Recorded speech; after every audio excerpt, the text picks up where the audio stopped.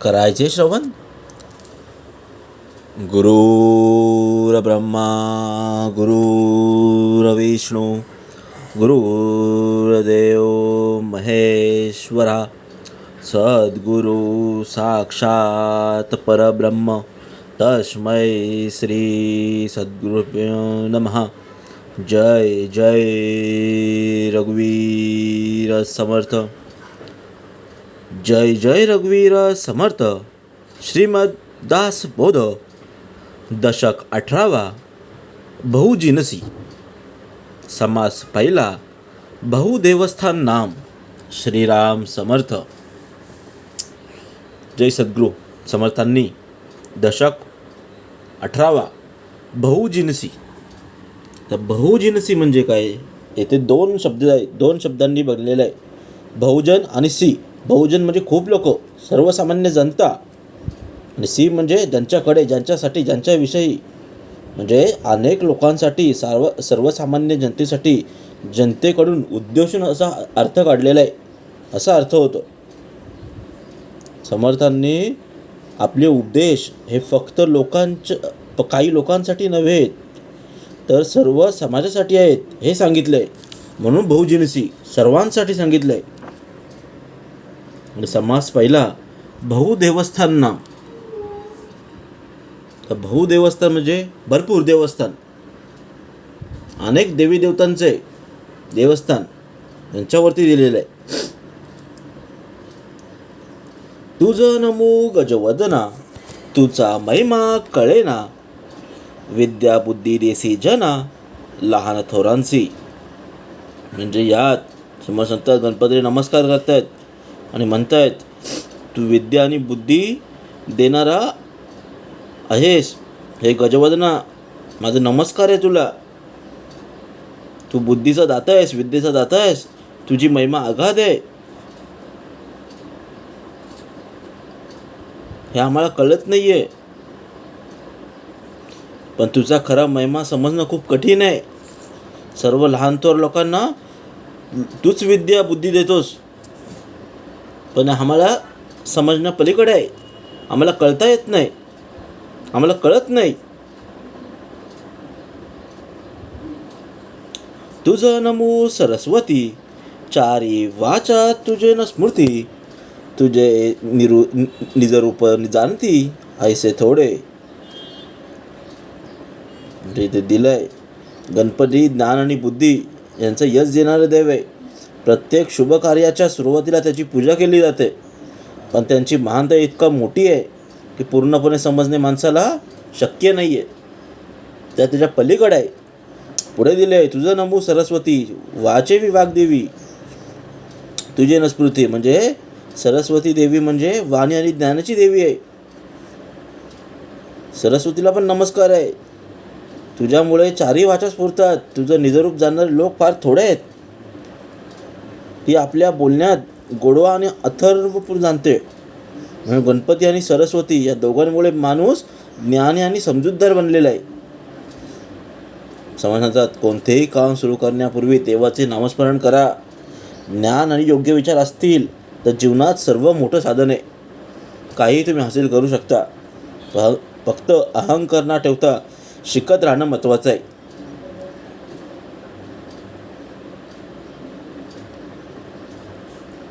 पुढे सांगतात,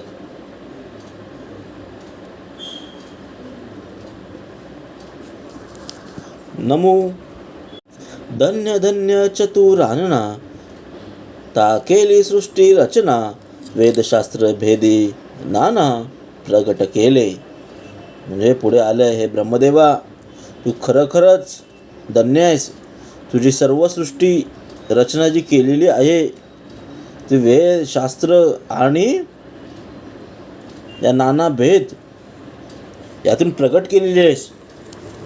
या सृष्टीचा रचयिता तू आहेस आणि ही सृष्टी रचना केलेली आहेस, ती खरोखर धन्य आहे. प्रत्येक देवाची स्तुतिगान गायलेली आहेत. पहिले गणेशाची, कारण तो विद्येचा देवता आहे. दुसरा सरस्वती, पहिला बुद्धीचा दाता, दुसरा विद्येचा दाता. तिसरा ब्रह्मा, कारण सृष्टी रचयिता आहे. आणि पुढे अजून दिलेले आहेत धन्य विष्णू पालन करसी, एकांशी सकळ जीवांसी, वाढविसी वर्तविसी जाण जाणो. पुढे पालन करता सांगितलंय, विष्णुदेवाची स्तुती केली आहे. धन्य धन्य विष्णू पालन करसी, एकांशी सकळ जीवांसी, वाढविसी वर्तविसी जाण जाणो. या पृथ्वी तलावर तू सर्वांचं पालन करतोयस. तुझ्या एका अंशाने तू सर्व जीवांना त्यांचा अंतरंग जाणून वाढवलेला आहेस आणि तसं वागवतोयस. आम्ही खरंच धन्य आहोत.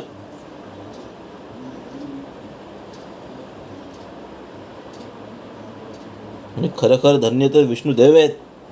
म्हणजे असं समोर सांगतात की सृष्टीचे पालन केलेलं आहे. प्रत्येकाचं वय लावून दिलेलं आहे, ठराविक वय. ते कसं वागायचं आहे, कसं नाही आहे, हे विष्णुदेवाकडे सोपवण्यात झालं आहे. आणि तिसरा जे आहे संहार, इथे पण दिले पुढे, धन्य धन्य भोळा शंकर, जयाच्या देण्यास नाही पार, राम नाम निरंतर जपत आहे. म्हणतात भोला शंकर खरंच धन्य आहे. त्याच्या देण्याला मर्यादा नाही आहे. तो भरपूर काही देतोय आणि निरंतर राम रूपात जपत आहे. हे झाले पहिले 5 देव, त्रिदेव आणि 2 विद्येचे दाता. आता पुढे समज सांगतात, धन्य धन्य इंद्रदेव, सकळ देवांचाही देव, इंद्रलोकीचे वैभव, काय म्हणून सांगावे. म्हणजे सर्व देवांचा जो देव आहे, तो राजा आहे, देवतांचा राजा आहे, तो इंद्रदेव आहे. तो खरंच धन्य आहे, कारण इंद्रलोकीचे वैभव एवढं आहे की त्याचं वर्णन करता येत नाही. आणि त्यांनी पूर्ण सृष्टीची स्थापना केलेली आहे. म्हणजे आत्तापर्यंत इंद्रदेवांनी तो टिकवलेला आहे, वैभव टिकवलेला आहे. धन्य धन्य यम धर्म, सकळ जाणती धर्माधर्म, प्राणीमात्रांचे वर्म ठाई पडती. पुढे यमाचं वर्णन केलेलं आहे. धन्य धन्य हा यमधर्म, सकळ जाणती धर्माधर्म, म्हणजे सर्व धर्म अधर्म यांना जपणारा म्हणजे तो यम. आणि तो सर्व प्राणीमात्रांचा वर्म जाणतो. काळाच्या एक पाऊल अगोदर किंवा वेळेच्या नंतर किंवा वेळेच्या अगोदर यम कोणतेही काम करत नाही. ज्या टायमावर जो काळ येईल, जसा टाईम असेल, ज्याची घटिका भरली, तर समजावं यमाने फासा टाकला. वेळेच्या अगोदर आणि वेळेच्या नंतर असं काहीच नाही आहे. तो त्याचा धर्म करत राहतोय, एकनिष्ठ आहे. म्हणून समोर सांगतात, धन्य धन्य तो यमधर्म. तो सर्व प्राणीमात्रांचं वर्ण जाणतोय. व्यंकटसी महिमा किती, भले उभ्या अन्न खाती, वडे दिरडी स्वाद घेती, आतलसा आपलांचा. म्हणजे व्यंकटेशाचा महिमा फार आहे. त्याची स्थानी भली भली माणसं उभ्याने अन्न खातात, वडे थिरडी आणि स्वादिष्ट घागरांचा स्वाद घेतात. किती महिमा आहे. प्रत्येक देवाचं दिलेलं आहे, सांगितलेलं आहे. धन्य धन्य म्हणजे किती. व्यंकटेशाचा महिमा फार आहे. त्याच्या स्थानी भली भली माणसं उभ्याने अन्न खाल्लेले आहेत. काही ठिकाणी साधं अन्न, वडे भाकरी जरी खाल्लं तरी समाधान मिळतं, पण त्या ठिकाणाचा आध्यात्मिक प्रभाव मोठा आहे. धन्य धन्य ते बनशंकरी, उदंड शाखांची आहारी, विव्र विव्र भोजन करी, ऐसा कैसा. म्हणजे समोर सांगतात, हे बनशंकरी, तू खरंच धन्य आहेस. तुझ्या नैवेद्याला खूप भाज्या लागतात, त्या सर्वांची चव घेऊन भोजन करील असं भेदणं कठीण आहे. समजतं काय म्हणतात, जंगलात राहणारा साधा माणूस वनवासी जरी असेल सुद्धा, त्याला सुद्धा अन्न लागतं, सुद्धा धन्य हे लागतं. तो सुद्धा धन्य आहे, कारण तो साधा अन्न खाऊनही समाधान असतो. प्रत्येकाच्या वाटेला 56 भोग येत नाही.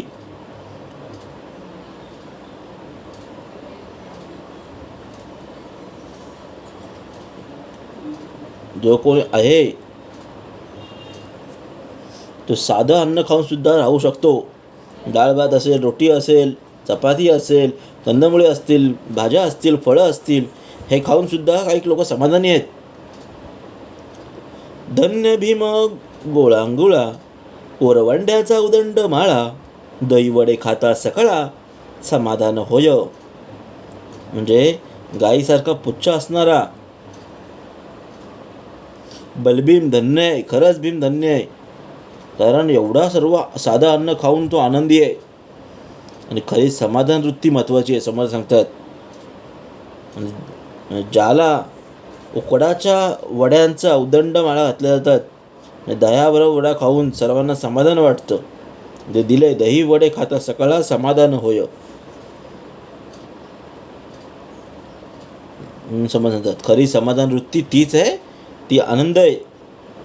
समाधानी वृत्ती महत्त्वाची आहे. प्रत्येक ह्याच्यात काही लोकांच्या वाटायला येतात 56 भोग. काही लोक साधी खारी खाऊन पण सुद्धा समाधानी आहेत. पण समाधान समाधान राहता आलं पाहिजे. गरीब असो वा श्रीमंत असो, समाधानी राहता आलं पाहिजे. आपण बघतोय आता जी गरीब जे आहेत, जे परिवार आहेत, ती खरंच समाधानी आहेत. जी बैठकीला ती खरंच समाधानी आहेत. 2 वेळचं अन्न जेवत आहेत, मस्त निवांत आहेत. म्हणजे श्रीमंत आहेत, त्यांना झोप लागत नाही आहे, त्यांच्याकडे आहे, अमाप आहे, पण त्यांचं मन स्थिर नाही आहे, शांत नाही आहे. म्हणून समज सांगतात जे आहे त्यात आपलं समाधान राहता आलं पाहिजे. जे आपल्याकडे आहे त्यामध्ये खुश राहता आलं पाहिजे. पुढे सांगितलंय, धन्य धन्य तू खंडेराया, भंडारे होय पिवळी काया, कांदे भरीत रोटके खाया, सिद्धी होती. म्हणजे खंडोबा देव भंडारा, त्याचा भंडारा फेमस आहे. कांदा भाजी रोटी यांची पूजा करणारे लोक आहेत. साध्या पद्धतीने जरी पूजा केली तरी भक्ती करून सिद्धी मिळते, मोक्ष मिळतं, सांगितलेलं आहे. समज सांगतात हे खंडोबा तू धन्य आहेस, तुझा जो भंडारा उधळला जातो त्यामुळे शरीर हळदीनं पिवळा होतो. मग कांदे भरीत आणि रोडगे सर्व खायला मिळतात. ते खरंच धन्य आहेत. आणि हे असे करून सुद्धा सिद्धी मिळते. धन्य धन्य तुळजा भवानी, बघता प्रसन्न होते जनी, गुण वैभवास गणी, ऐसा कैसा. म्हणजे बघताना प्रसन्न होणारी तुळजा भवानी खरंच धन्य आहे. कारण तिच्या गुणावैभवाची गणना करील असा कोण आहे. तिच्या गुणांची मोजदाद करणं अशक्य आहे. आणि तुळजाभवानी देवी सर्व भक्तांवर प्रसन्न होते. म्हणून सांगितले तुळजाभवानी धन्य धन्य, ती खरंच धन्य आहे. पुढे दिलाय, धन्य धन्य पांडुरंग, अखंड कथेचा होतो धिंग, तान माने रांग रांग, नाना प्रकारी. सर्व देवदेवतांचं वर्णन केलेलं आहे, खरंच धन्य आहेत. इथे दिलंय जेथे अखंड कथेचा गदारोळ चाललेला आहे, म्हणजे पांडुरंगाच्या ठिकाणी वारकरी परंपरा, सतत कीर्तन भजन चालू आहे. आणि भक्तीमध्ये रंगून जाणं हीच खरी संपत्ती आहे. म्हणून ते दिलंय नाना प्रकारचे तानमान रांगरांग यासह जेथे नित्य कीर्तन सुरू होतं, भजन सुरू होतं, तो खरंच पांडुरंग धन्य आहे. कारण त्याची एवढी भक्ती करतायत. दर एकादशीला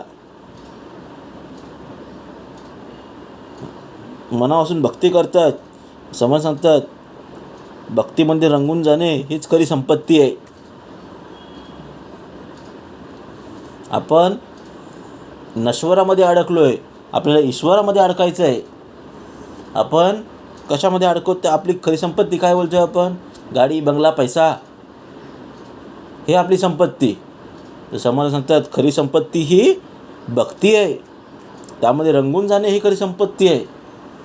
जे आपल्याकडे आहे, जे संसारासाठी आपण त्यासाठी आपण मेहनत करतोय सकाळपासून ते रात्री झोपेपर्यंत,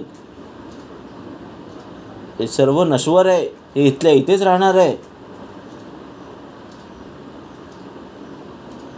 पण 84च्या फेऱ्यामधून जर वाचायचा असेल, या भावसागराची लाटेतून वाचायचा असेल, तर भक्तीमध्ये रंगणे हीच खरी संपत्ती आहे. नामस्मरण करणे, जप करणे, भजन करणे हीच खरी संपत्ती आहे. धन्य धन्य तुगा क्षत्रपाळा, उदंड जना लाविला चाला, भक्ती भावे करिता फळा, वेळ नाही. म्हणजे हे दिलं आहे हे क्षत्रपाळ. क्षत्रपाळ म्हणजे देवस्थान रक्षक, देवस्थानाचे रक्षक करतात, त्याला क्षत्रपाळ म्हटलेलं आहे. हे सुद्धा धन्य आहेत. कारण अनेक लोकांना तू तुझं प्रेम लावलेलं आहे, मनापासून तुझी भक्ती केलेली आहे आणि फळ मिळायला वेळ लागत नाही. समर्थ सांगतात मनापासून जर भक्ती केली तर फळ मिळायला वेळ लागत नाही. खरं आहे. रामकृष्ण अधिक अवतार, त्याचा महिमा अपार, उपासनेसे बहुत नर तत्पर जाते. म्हणजे भगवंतांचे जे रामकृष्णाधिक अवतार आहेत त्यांचे महिमा अपार आहेत. त्यांची उपासना अनेक लोक अनेक तत्परतेने करतात. रामकृष्ण यांच्यासारखा अवतार महान आहेत. हे विष्णुदेवतेचे अवतार आहेत. त्यांचे उपासनेने अनेक लोकांना तारण भेटलेले आहे. तारण म्हणजे मोक्ष भेटलेलं आहे. समर्थाने इथे देव वेगवेगळ्या रूपात आणि वेगवेगळ्या ठिकाणी मानलेले आहेत. साधेपणात आणि श्रद्धेतच खरी भक्ती आहे. आणि कोणतीही भक्ती असेल तर आणि ती जर प्रामाणिक असेल तर ती नक्की फळ देते. सकळ देवांचे मूळ, तो अंतरात्माची केवळ, भूमंडळी भोग सकळ त्याशीच घडे. या सर्व भूमंडळाचं जेवढं आपण देवस्थान करू, हे सर्व भूमंडळांचं मूळ जो आहे तो अंतरात्मा आहे, तो परब्रह्म आहे. आणि या भूमंडळावर सर्व भोग त्यालाच प्राप्त होत आहेत. म्हणून तो धन्य आहे. सर्व देवांचं मूळ तो अंतरात्मा ओळखणं महत्त्वाचं आहे. ज्यासाठी आपण भक्ती करतोय, आपण बाहेर जातोय, तो आपल्याला ओळखता आला पाहिजे. आणि तो खरं म्हणजे आपल्या अंतरात्मा आहे. अंतरात्म्याचा आवाज आपल्याला ओळखता आला पाहिजे. नाना देव होऊन बैसला, नाना शक्ती रूप झाला, बोळा सकळ वैभवाला तोची एक. म्हणजे तोच नाना देवांचं रूप घेऊन बसलेला आहे. नाना शक्तीच्या रूपाने तोच प्रगटतो, तोच आपल्याला मदत करतो आणि सर्व वैभवाचा भोगता तो एकटा आहे. म्हणून दिले नाना देव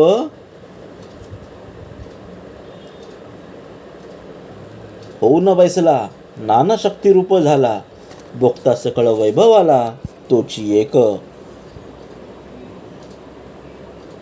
पुढे समज सांगतात देव एकच आहे, पण तो आपल्याला वेगवेगळ्या रूपात दिसतो.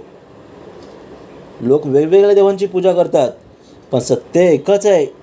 सत्य एकच आहे, एकच ईश्वर आहे. जर आपण सगळ्या देवांचा विचार केला तर खूप मोठा आणि गुंतागुंतीचा आहे.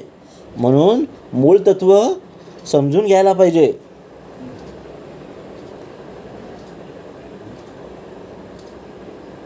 पुढे सांगतच समर्थ, याचा पाहावा विचार, उदंड लांबला जोजार, एक होती जाती देवनर, किती म्हणून सांगावी. समर्थ बोलतात याचा नीट विचार करा. एवढे देव आहेत, किती देवांचं वर्णन करायचं. आणि वर्णन करायचं म्हटलं तरी ते भरपूर लांबच आहे.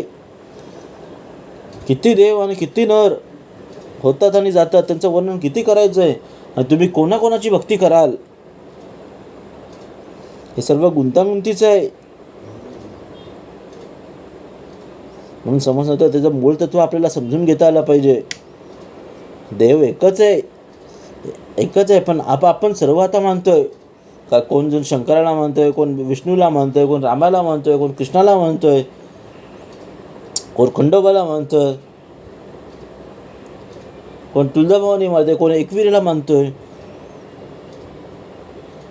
सर्व देव एकच आहेत, सर्वांची भक्ती एकच आहे, पण आपण ती वेगवेगळ्या प्रकारे केलेली आहे. कीर्ती आणि अपकीर्ती, उदंड निंदा उदंड स्तुती, सर्वत्रांची भोग प्राप्ती, अंतरात्म्यासीच घडे. म्हणजे कीर्ती आणि अपकीर्ती, उदंड निंदा आणि उदंड स्तुती हे सर्व भोग अंतरात्म्यालाच पडतात. म्हणजे चांगलं वाईट स्तुती निंदा हे सगळं मनातच घडतं, बाहेर नाही. बाहेरचं जग नाही, तर आपलं अंतर्मन महत्वाचं आहे. म्हणून समज सर्वत्रांची भोगप्राप्ती अंतरात्म्याचं घडे. या सर्व अंतरात्म्याला जाणलं, अंतरात्म्यात जर राहिलं, चांगलं काय, वाईट काय, स्तुती काय, निंदा काय, हे सगळं मनालाच पटतं, बाहेर लोकांना नाही. कोणी देह काय करीतो, कोणी देह काय भोगितो, भोगी त्यागी वित्रागितो, एकची आत्मा. म्हणजे प्रत्येक माणसाला एकच आत्मा आहे, आपण एकच परब्रह्माचे अंश आहेत. कोणत्या देहात काय करतो, कोणत्या देहात काय भोगतोय हे सांगता येत नाही. पण जे भोगी आहेत, त्यागी आहेत, वितरागी आहेत, सर्वांच्या देही असणारा अंतरात्मा मात्र एकच आहे, तो परब्रह्माचा अंश आहे. भोग, इच्छा, वैराग्य सकळ या अंतरात्म्याशी जोडलेलं आहे. काय प्राणी स्वाभिमान भुलले, देहाकडे पाहत गेले, मुख्य अंतरात्मास चुकले, अंतर्यासुनी. म्हणजे या प्राणी देहाच्या अभिमानाले बोलतात, म्हणजे देहाकडेच पाहत बसतात. म्हणजे मुख्य अंतरात्मा त्यांच्या घरी असूनही त्याला जाणवत नाही. समज म्हणतात हा माणूस जो आहे तो बाह्य अंतरीमध्ये गुंतलेला आहे, शरीर आणि बाह्य गोष्टीमध्ये अडकलेला आहे, पण त्याचा खरा आत्मा तो अंतर्मन आहे हा विसरून गेलेला आहे. बाहेरचं आपण दर्शन, प्रत्येक मंदिरात जाऊन प्रत्येक मूर्तीचं दर्शन घेतो, काय असेल नैवेद्य वैद्य तिथे नेतो, पण बाहेर याचा समजतात देवता आपल्या अंतर्मन बसलेला आहे, तो खरा आत्मा आहे. पण तो इथं माणूस विसरत चाललेला आहे. अरे या आत्म्यांची चळवळ पाहे, ऐसा भूमंडळी कोण आहे, आगाध पुण्य अनुसंधान राहे, कोण एक. म्हणजे अरे या आत्म्याची चळवळ पाहे, म्हणजे अंतरात्म्याचं कर्तृत्व जाणेल अशा भूमंडळाला कोण आहे. आगाध पुण्याचा संग्रह करेल तर एखाद्या माणसाला त्याचं थोडंफार अनुसंधान राहतं. म्हणून ज्याने आत्मज्ञान मिळवलं आहे ते जग वेगळ्या नजराने पाहतात आणि त्यांना सत्य स्पष्ट दिसतं.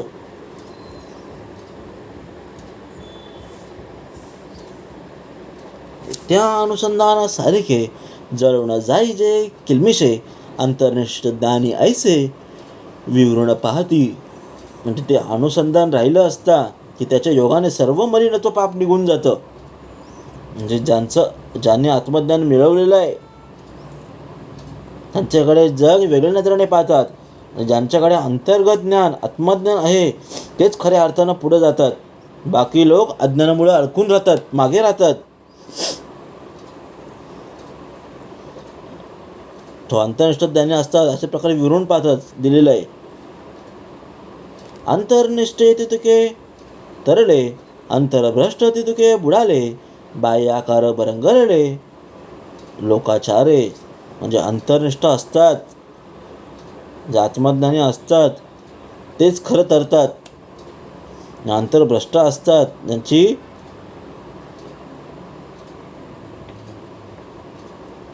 अंतर्मन भ्रष्ट झालेलं आहे, ते सर्व बुडतात.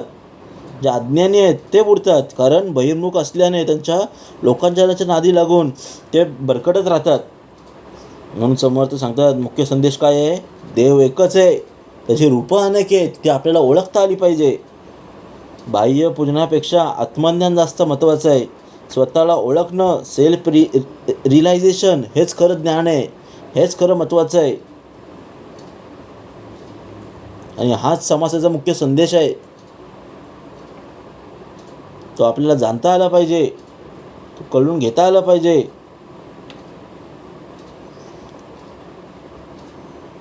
या ज्ञानाकडे वळता आलं पाहिजे. त्यासाठी नामस्मरण, नामजप, भजन, कीर्तन, श्रवण हे महत्त्वाचं आहे. आणि तेच समोर सांगतात, अंतर्निष्ठे तितके तरळे, अंतरभ्रष्ट तितके बुडाले, बाह्याकारे बरंगळले, लोकाचारे. इति श्रीदासबोधे गुरुशिष्य संवादे बहुदेवस्थान निरूपण नाम समास पहिला. जय जय रघुवीर समर्थ.